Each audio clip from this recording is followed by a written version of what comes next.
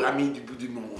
Aujourd'hui nous allons parler des serfs et des employés du monde moderne. C'est-à-dire qu'on va examiner ces structures. Ici nous avons la structure féodale avec au sommet le roi. Ensuite les nobles, ensuite les chevaliers qui avaient des fiefs. Et ici vous avez l'ensemble des serfs qui dépendaient tous d'un des trois personnages qui sont là en dessus, c'est-à-dire des gens qui étaient en état de servage, c'est-à-dire des gens qui étaient en état d'esclavage. Et ceci a duré dans toute l'Europe pendant des années et des années.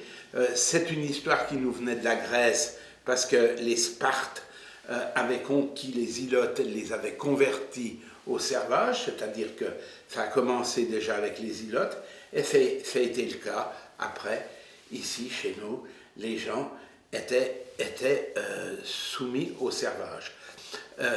Ici, dans le compteur vaudois, on a vu certains articles qui ont été écrits parce que le canton de Vaud, déjà en 1650, a décidé d'abolir le servage.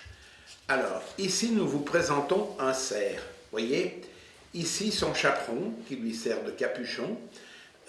Il tient sur son épaule le fléau qui va être utilisé pour le battage. Il a sa cape parce que ça le protège du froid, ça le protège de la pluie et puis il n'a rien d'autre. Sa tunique, sa faucille pour couper le blé, ses braies, c'est-à-dire c'est des bas, et ses housseaux, c'est-à-dire ces espèces de souliers qui sont en sorte comme une paire de chaussettes attachées avec des lanières de cuir. Et ça, c'est sa houe, c'est-à-dire un appareil pour aller travailler dans le sillon, pour enlever la mauvaise herbe, pour toutes sortes de choses. Enfin, tout le travail qu'il a à faire dans la campagne, puisque le cerf est en fait un employé paysan du seigneur et reçoit ses ordres. Voyez, ici vous avez une autre représentation, toujours la même chose, voyez, habillé très simplement, la faux, la pelle, voilà, celui-ci travaille plutôt des travaux comme celui-ci. Et ici, vous avez la carte sans numéro du tarot de Marseille, qu'on appelle aujourd'hui le mat, mais avant, au début, on l'avait appelé le vagabond, c'est-à-dire que c'était comme un cerf qui allait d'endroit en endroit comme un trimard, c'est-à-dire une personne qui cherche du travail et qui fait le travail pour des seigneurs. Alors, là, on vous montre un dessin de l'époque qui montre des cerfs. Ce qui est en même temps étonnant et puis peu réjouissant quand on voit ça, c'est de voir d'abord la maigreur des gens, et ensuite l'attitude et la tenue des gens, c'est-à-dire qu'ils se tiennent de telle manière que par le travail, ils sont tout déformés. Ils ont une déformation des membres, parce qu'ils sont toujours accroupis, obligés de frotter, de couper, de creuser, de faire tous leurs travaux. Voilà ici une scène de moissonnage. Vous voyez qu'on moissonne, donc ils moissonnent à la serpette, ils sont les uns à côté des autres. Et ici, ça c'est un cerf élevé au grade de contrôleur, donc il donne les ordres, etc. Mais lui, il est aussi serf que les autres. Il ne possède quand même rien, il n'a rien. La seule chose qu'il a, c'est qu'il a un petit olifant pour avertir s'il y a quoi que ce soit qui se passait. Et puis, il a un bâton qui permet de montrer, et puis aussi, je pense, de frapper si c'est nécessaire. C'est terrible. Voilà que, ensuite, le seigneur, c'est-à-dire le représentant, le propriétaire et sa femme, peut-être, ou son fils, ou j'en sais rien, le propriétaire reçoit tous les biens que doit lui donner son cerf. Si celui-ci a cultivé un petit bout de terrain pour lui-même, il doit lui apporter la moitié de ce qu'il a de ce qu'il a réussi à gagner. Alors vous voyez, celui-ci, il apporte ici dans un petit sac probablement des grains d'une petite culture qu'il a fait. Celui-ci, il apporte un petit animal, probablement un petit agneau. Celui-ci, il a une oie. Enfin, chacun vient et apporte son dû au Seigneur, qui a tous les droits sur le cerf, parce que il a le droit de cuissage, il a le droit sur son mariage, il a le droit sur tout. La seule chose qu'il lui donne, c'est il lui donne un peu de possibilité de se faire lui-même ses habits en tissant. C'est une vie extrêmement dure, mais tellement dure qu'on ne peut pas imaginer ce que nos ancêtres ont dû subir. Ici, vous voyez, c'est ce qu'on appelle une tenure. Cette tenure, c'est toujours marqué sous ce nom-là dans les actes officiels, c'est des maisons dans lesquelles vivent les serfs, que ce soit celle-ci qui peut-être sert de porcherie, celle-ci qui sert d'habitation, celle-ci qui sert de grenier. Tout ceci, naturellement, appartient au propriétaire. Et le cerf n'a rien du tout, mais c'est où il habite. Vous voyez, c'est très sommaire, il n'y a pas de chauffage. D'ailleurs, on voit bien, il n'y a rien, c'est peu ouvert en lumière, et les toits sont en chaume, c'est vraiment presque rien. Maintenant, il faut vous présenter quelqu'un qui est un Italien des années 1500, quand il y a encore le servage dans toute l'Europe, et ce monsieur qui s'appelle Crescenzi, excusez-moi, il est le premier à avoir écrit un livre sur l'agriculture et avoir réformé l'agriculture parce que finalement on ne savait pas tellement comment faire. Et lui a donné ici un calendrier assez extraordinaire, un calendrier que l'on montre en image, où l'on peut voir pour chacun des mois, donc il y a 12 mois, vous voyez, ici, donc ça c'est l'hiver. Le cerf, lui, il s'occupe des haies, il s'occupe de faire tout le travail qu'on doit faire en hiver où il n'y a pas de travaux à faire avec les cultures. Ici, il y a d'autres, ici encore. Ici, c'est le cerf qui monte sur le cheval du Seigneur pour apprendre au faucon comment il doit chasser.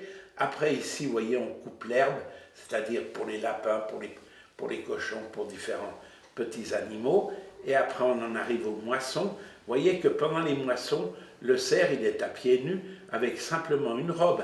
On a vu même des reproductions où le peintre avait représenté le cerf avec sa robe. Quand ça remontait, on voyait ses parties intimes. Ensuite, ici, on replante. Voilà, ici, on fait la vendange. Et ici, très intéressant, que ce soit déjà dans le livre de Crescenzi, on voit un cerf qui lance un bâton dans les arbres, c'est-à-dire dans les chênes, pour faire tomber les glands, et comme ça, les cochons peuvent manger les glands et grossir. Voilà, pour cela, nous avons repris, vous voyez, dans les très riches heures du duc de Berry, lui-même, vous voyez, avec toujours cette espèce de situation zodiatique qui nous situe exactement dans le temps, c'est-à-dire au mois de novembre, le cerf est chargé de faire tomber les glands. Nous avons ici pris un agrandissement. Donc vous voyez bien le geste du cerf chargé de cela. Vous voyez aussi ses habits. Là-dessous, il a sa robe. Ça, c'est sa tunique. Voilà, et puis ses souliers. Et on voit le chien que vous voyez là, toujours très attentif, qui surveille les porcs. Et ce geste où il s'élance pour faire tomber son bâton sur les arbres, pour faire tomber les glands, que voilà, que les autres se régalent. Et vous voyez, là derrière, il y en a d'autres qui gardent pour éviter qu'ils s'enfuient, etc. Vous avez tout le détail de cette magnifique enluminure qui se situait dans le livre des très riches heures du duc de Berry. Voilà maintenant la structure moderne. À la place du roi, nous avons mis l'argent, sous la forme d'un dollar en or, bien sûr. Ici, vous avez les actionnaires et leurs dividendes, représentés par Picsou qui plonge dans un lac d'or. Les managers qui dirigent, qui sont directement reliés à tout ça, et là, la grande famille, la très grande famille des employés, voyez, qui est comme pour les serfs, ils sont en bas de la pyramide et de la structure, et c'est eux aussi qui forment la plus grosse population. Naturellement, il n'y a plus des champs comme avant où on allait dans la campagne, mais maintenant on a des champs financiers. Et ces champs financiers, quand ils sont récoltés, tout vient ici à la bourse, comme si c'était un grand silo qui collectait tout l'argent. Voyez, ici vous avez l'employé, voyez, ça c'est un employé, voyez, alors il a même un truc dans les oreilles, on lui montre ce qu'il doit faire, et lui-même il doit essayer de comprendre ce qui se passe, etc. Et voilà, ici, dans la grande avenue qui s'appelle l'avenue des Champs-Élysées, vous avez tous les champs financiers qui sont notés, c'est-à-dire que tous ces points qui sont là, c'est des champs financiers. C'est ou bien des agents de change, c'est ou bien des banques, ou c'est des compagnies financières, mais enfin, ici, sur cette grande route, avec vous voyez ici, il y a l'Arc de Triomphe, ici vous avez cette grande avenue, et bien ça, c'est tous les champs financiers qui après se retrouvent là-bas. Et ici, vous voyez, même, toujours on utilise ce même terme qu'on avait avec les serfs au Moyen-Âge. Ici, vous avez toutes sortes de champs d'expertise. Ces champs d'expertise, c'est ce que font les employés des banques. Soit ils font la gestion du portefeuille, soit ils font d'autres choses. Enfin, tous les champs d'expertise sont là et ils sont notés. Vous voyez que finalement, on a gardé les mêmes mots. Et là, vous avez une autre vision de champ financier. Cette fois, vous voyez, c'est dans la grande ceinture de banlieue de Paris. Vous voyez le nombre de champs financiers que vous avez aussi ici, tels qu'ils sont notés. Voilà, donc je vous ai montré aujourd'hui ces deux structures. Vous voyez que les choses ont quand même un peu changé puisque ce n'est plus un roi, mais c'est l'argent qui nous conduit. Et ce qui est aussi à noter, et j'aimerais bien qu'on le note parce que c'est important, à l'époque du cerf, si on reprend un cerf, voilà, à l'époque du cerf que voilà, vous voyez, il n'a pas de portefeuille, il n'a pas une bourse qui pend là, j'en sais rien. Et même le juif, qui était un cerf aussi, on le marquait. Hitler n'a rien inventé, il devait porter la rouelle, c'est-à-dire une petite marque de tissu, une rondelle jaune de tissu qu'on collait, qu'on appliquait par couture sur son habit ou dans sa ceinture, mais qu'il le marquait, c'était le juif. Et vous voyez, ces gens n'ont pas de bourse, ils n'ont pas de portefeuille. Ils n'avaient pas d'argent. La seule chose qu'ils pouvaient avoir, c'est avoir des espèces de joies, des grandes joies, quand le patron organisait une fête. Alors quand il y avait des fêtes ou des fêtes religieuses, alors là, il se donnait complètement, puis il se laissait complètement aller, puisqu'il était complètement soumis.